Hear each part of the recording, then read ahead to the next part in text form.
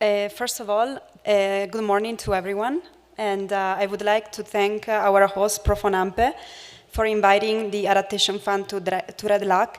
It's a real pleasure for us to be here with you all. So in this presentation, I will talk about the Adaptation Fund. I will provide an overview of the Adaptation Fund, also our funding opportunities, and how to replicate and scale up projects to increase climate resilience. So the Adaptation Fund was created in 2007 and became operational in 2010. Our main mandate is to finance concrete climate change adaptation projects in the most vulnerable countries around the world, which are parties to the Kyoto Protocol and the Paris Agreement. The Adaptation Fund was pioneer of the direct access finance modality and also enhanced direct access finance modality. What does it mean? That national entities, they can access to international finance without going through an intermediary agency. Finally, as the urgency of climate change has risen, the fund has grown rapidly into more than 1 billion funding as of today. For what it concerns the regional investments of the Adaptation Fund, as you can see, we have a quite diversified portfolio with investments in Africa, Asia and Pacific, Latin American, Caribbean, and Eastern Europe. In Latin America and Caribbean, we have 32 projects that amount to investments for 271 million US dollars. And then we have two multi-projects, which are basically implemented by UNDP and UNEP, which are administering the Adaptation Fund Innovation Accelerator. So all the total investments, they amount to more than $1 billion as of today, and we count with 149 concrete adaptation projects. In Peru, the Adaptation Fund finances 3 projects. One is implemented by our implementing entity Profonampe, which I would like to highlight is one of the very first accredited NIEs. And they successfully concluded a project in Peru. Another project is implemented by the Bank for Latin American Development, CAF, and the third project is a regional one in Peru, Chile, and Colombia, implemented by the World Meteorological Organization. In this slide, you can see a little bit a graph that actually shows the mandate of the Adaptation Fund and our strategic priorities. So the Adaptation Fund approved its second medium-term strategy in 2022, and this strategy covers the period 2023 to 2027. Our mandate, as briefly said before, is to finance the concrete adaptation projects and programs that are country-driven. It means that they respond to country priorities, needs, and views. Our mission is to accelerating effective adaptation action and efficient access to finance, including through direct access. Our strategic areas of action include action, innovation, and learning and sharing. And we have these cross-cutting themes, which one is increased focus on locally led adaptation, advancing gender equality, but also empowering and benefiting the most vulnerable people and communities, enhancing access to climate finance and long-term institutional capacity building in developing countries, and also enabling the scaling up and replication of successful adaptation projects. And also, as a climate fund, we have mandate to have synergy and complementarity with other climate funds.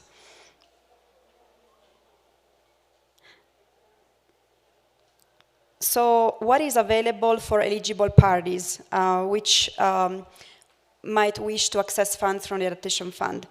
One is a little bit about what can be implemented with funds of the Adaptation Fund and these concrete adaptation projects, which they need to produce visible and tangible impacts at the local level, which can possibly be scaled up.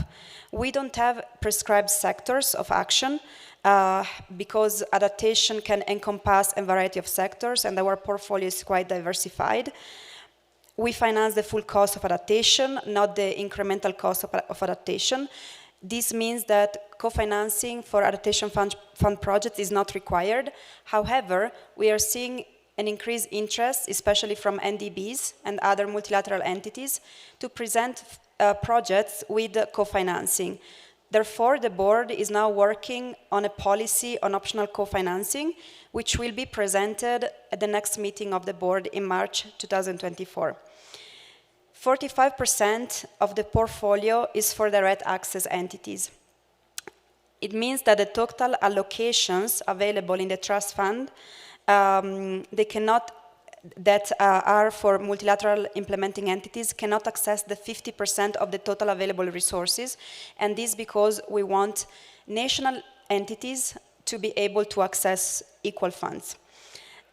Additionally, now resources for each country, they amount to $20 million US, and this is just for the single country concrete adaptation projects. It doesn't really count all the innovation financing and other financing opportunities under the regional programs.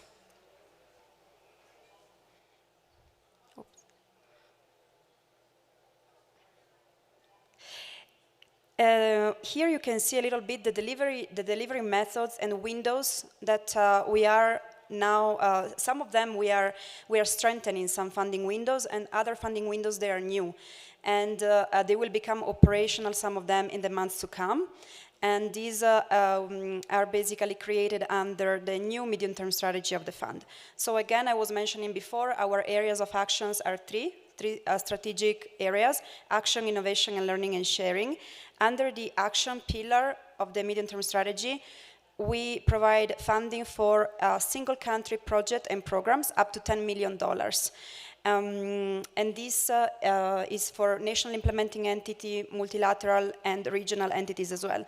However, there is also an opportunity which stands outside of the country cap, so is additional funding that countries can apply for to implement regional projects. Regional projects are those projects that they are implemented in 2 or more countries that are in the same region, and they share the same adaptation challenge. These regional projects, they can be for an amount of $14 million US. With the new medium-term strategy, then, we are putting additional emphasis on the locally led adaptation, and so we will provide funding also for non-accredited entities which want to put forward and implement their own adaptation projects, which is locally led. Additionally, for national implementing entities, there is an opportunity to access funds to implement projects under the enhanced direct access modality, which means that our national implementing entities, they have the opportunity to open call for proposals at national level. And so these local organizations, women associations, research centers, they can by their own, submit their own adaptation projects and implement their projects. Under the innovation window or innovation facility, we have, just for our national implementing entities, the small grants for innovation, which wants to simplify access and allow for building with other small grants. These grants are for up to $250,000 US. The Adaptation Fund also offers large grants for innovation. These grants, they are accessible to all our implementing entities, national, multilaterals, and regionals. And this is to develop options for enhanced risk-taking and possibly also to involve private sectors in this kind of projects. This project can be up to $5 million US. In addition, we have already under implementation the AFSIA, which is the Adaptation Fund Climate Innovation Accelerator, which is administered currently by UNDP and UNEP with CTCN. And we will have additional partners that will be administering this innovation fund. These also, as mentioned before, for the LLA aggregator, offers opportunities to all those non-accredited entities to implement their own innovation projects at the local level. Finally, the third area of action is learning and sharing. because it is of foremost importance to also have funding to capture all the knowledge generated through the Adaptation Fund, through adaptation projects, and we have specific funding window under learning and sharing. I won't touch upon this specific funding window, which will be covered by my colleague Cristina.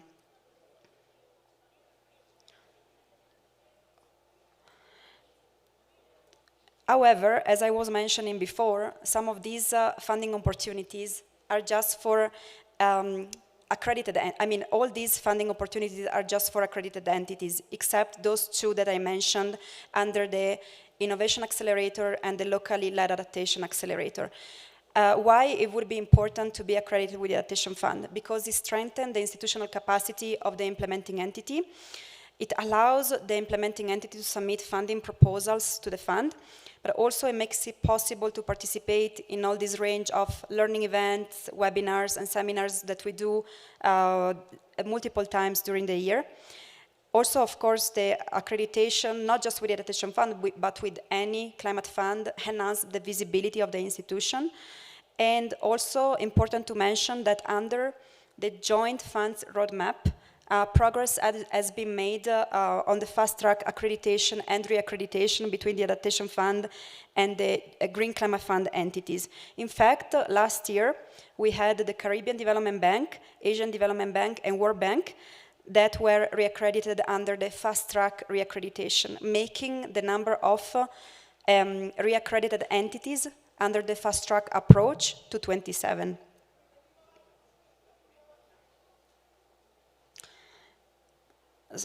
So now, why it is important, now changing a little bit or going more into the topic, the scaling up and replicability of projects. Why it is important to have a vision on project scalability at design phase. Because scalability and replication doesn't happen just spontaneously during implementation. We really need to have a strategy for sustainability and scalability at design phase. So one of the Adaptation Fund key niches is piloting localized projects. Oftentimes is the first Adaptation Fund project within a country. We have a limited amount of funding, as I was mentioning before. Project can be up to $10 million US, but can be later on replicated and scale up with additional funding resources. Projects, they need to describe, and this is an important criteria to be approved, they need to describe how the sustainability of the project outcomes has been taken into account and how the adaptation benefits could be sustained and should enable the replication and scaling up after the intervention is finalized. Important to take into account all the areas of sustainability that range to the economic, social, environmental, institutional, and financial sustainability of our interventions.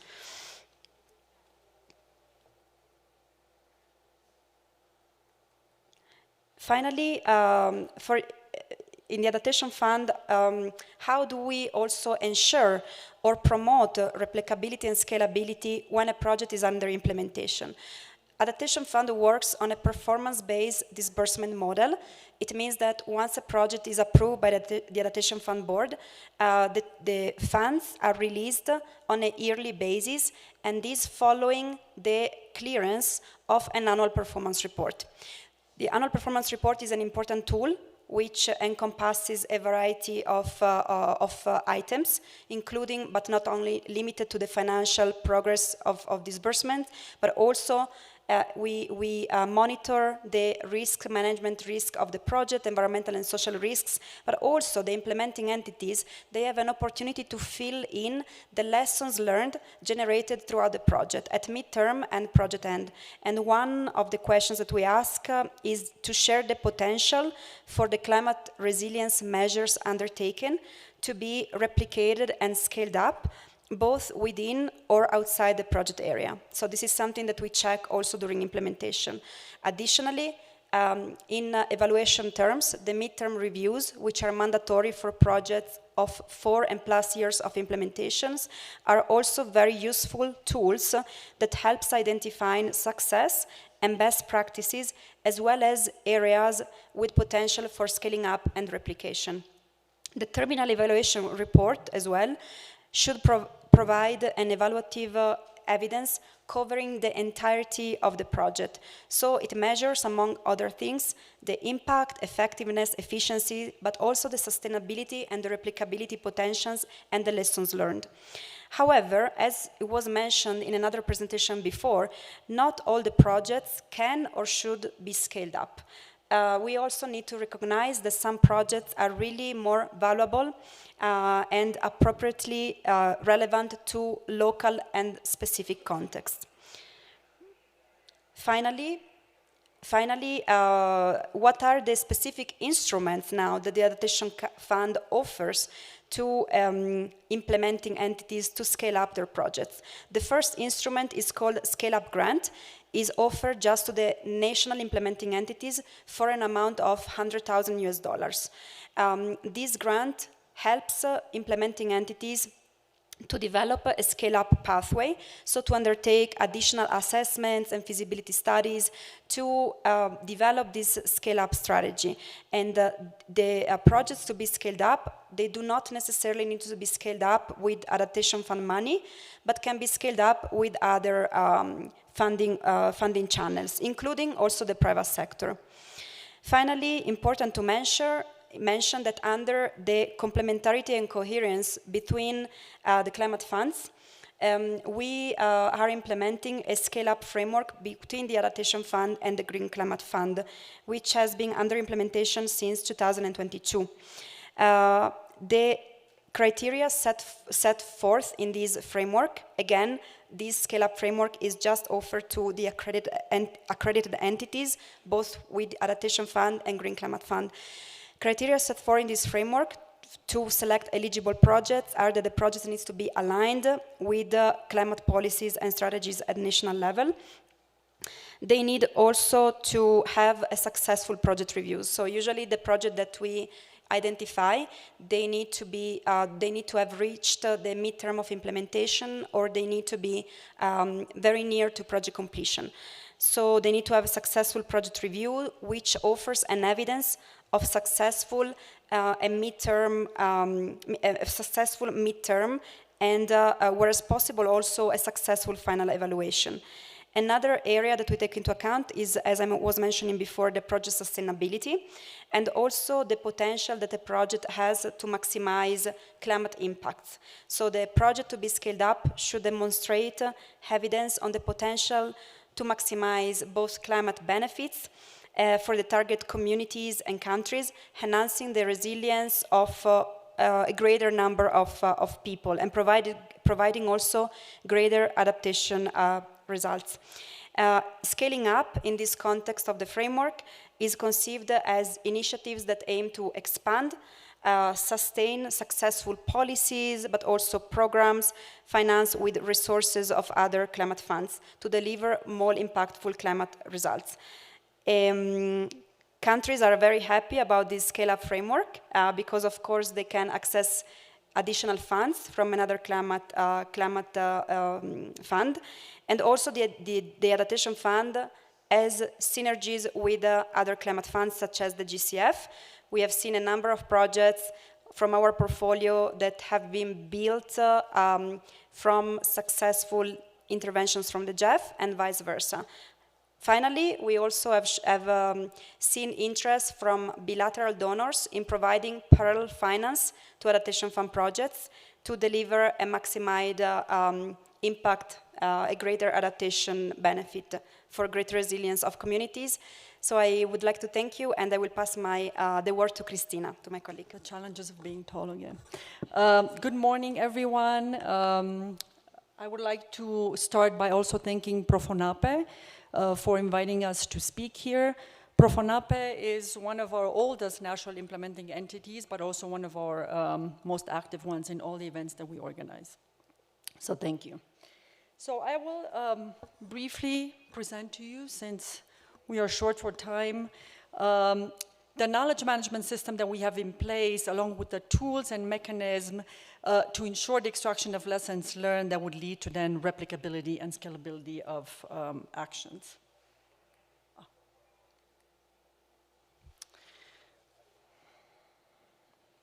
So as Martina mentioned, the Adaptation Fund is it's a small climate fund. We do not compare ourselves to the Green Climate Fund, but at the same time, it has one of the largest portfolio of concrete adaptation projects under implementation.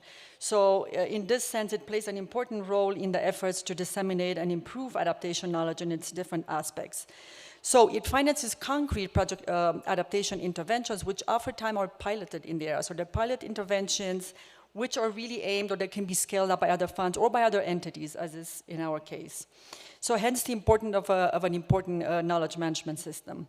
So what are the two, let's say, guiding documents that we have at the fund that help us, guide us in the extraction of lessons learned and sharing with the communities and with the countries? So one of them is the Knowledge Management Strategy and Action Plan, which was developed in 2017 and is currently under implementation, but also in the process of being updated, and whose mandate is really to produce evidence and lessons learned that would then disseminate with stakeholders in the countries. Then the other document that we have, and Martina briefly touched on it, is the medium-term strategy, and we're currently implementing the second one for the period 2023-2027, which sits on 3 pillars, that of innovation, action, and learning and sharing. I will not speak, so each one of them include new funding windows that are available to our national implementing entities, and I will not speak about the ones under innovation and action, as she touched upon them. But briefly on the learning and sharing pillar, which really ensures that knowledge and evidence on effective and innovative adaptation action and finance is generated and disseminated with the various stakeholders. This particular pillar includes a new funding window on learning and sharing. This stands outside of the country cap of 20 million, like she mentioned. It's in the amount of $150,000 and is available mainly to national implementing entities.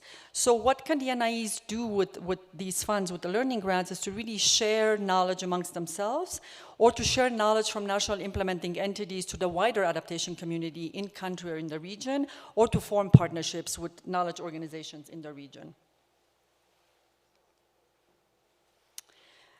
So why is it important to have a knowledge management system at the Adaptation Fund? So it's really critical in any organization, but even more so at the Adaptation Fund for 2 main reasons.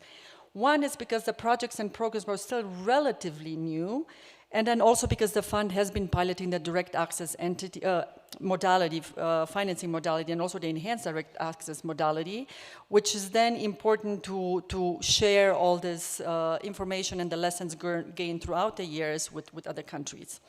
So the Adaptation Fund has included KM as part of its results-based management framework at the fund level. So therefore, project proponents must systematically keep track of experiences gained from the fund and analyze them periodically, both to enrich global knowledge on climate change adaptation and to accelerate understanding about what kind of interventions work and what the challenges are.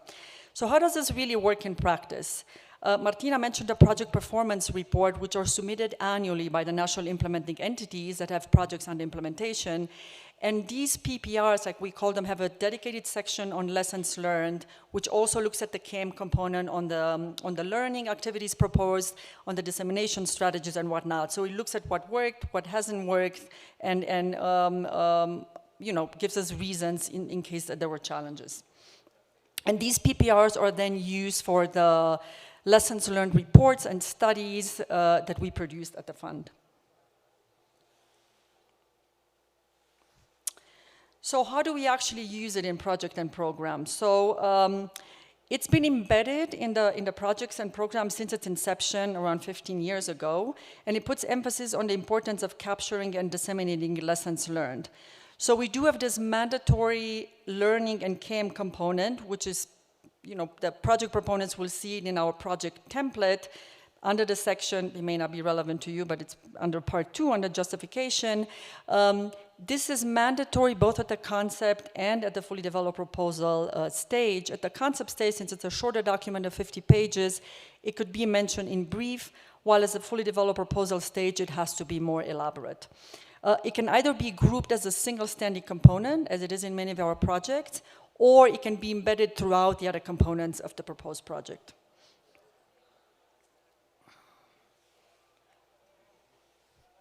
So what do we do with this knowledge gained from the PPRs, from the MTRs, and whatnot? So Some of the tools that we produce at the fund are lessons learned or lessons learned studies or reports, like we call them. They're normally structured, arranged around a theme or a sector. We've produced many at the fund over the years. I've just mentioned a few here. There's one, a most recent one on strengthening resilience through food security interventions. Others looking at the locally led actions and the role that local actors have in decision-making of the proposed interventions. There's another one on scalability and replicability, given that 18 of our projects so far have been scaled up or replicated, either by the GCF or other climate funds or other entities, including governments. And then we produce one on transboundary adaptation interventions and many others, gender and whatnot. So I just want to mention that these studies are not research study based on desktop review that you put aside and nobody reads. They are actually based on results. So these are the results coming from the mentioned PPRs.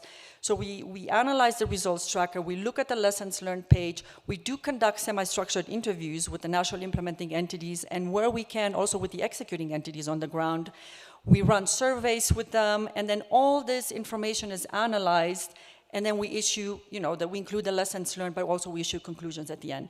All of these studies include case studies, concrete case studies from our portfolio, and they are widely disseminated. They're available on our website. Our communication unit is very, very busy in disseminating these by email lists that they have at events and also through social media. Moving on to other knowledge tools and responding to countries' requests of giving more information, particularly on the new funding windows, we've produced virtual courses, which are short in duration, between 18 and 20 minutes. They are self-paced and free of charge to everyone, but they're mainly aimed at the national implementing entities because they're explain sort of the new funding windows, which are only available for the national implementing entities. So far we have courses for the project scale-up grants, courses for the learning grants, innovation, and also enhanced direct access, which is not mentioned here. And just to mention, we're also responding to countries' requests of producing tools and reports not only in English, so all of these have been translated into Spanish and French as well, and they're available on our website. Another course that may be of interest to some of you who are seeking accreditation, and this one has a different format, is a course on direct access, which consists of 2 modules. It's a longer course. One module is on accreditation, so it essentially looks at all of our forms of accreditation. We have about 5 of them, including the fast-track accreditation, which some entities use when they're accredited with the Green Climate Fund. It includes case studies of organizations that have gone through the process. It also includes quizzes where you can, test your knowledge.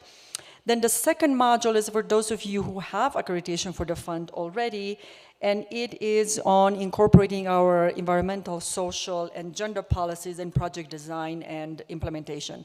As we have noted, and in discussions with NIEs, that is one issue that's more difficult. We're also seeing it in project proposals, so we decided to include that module as well.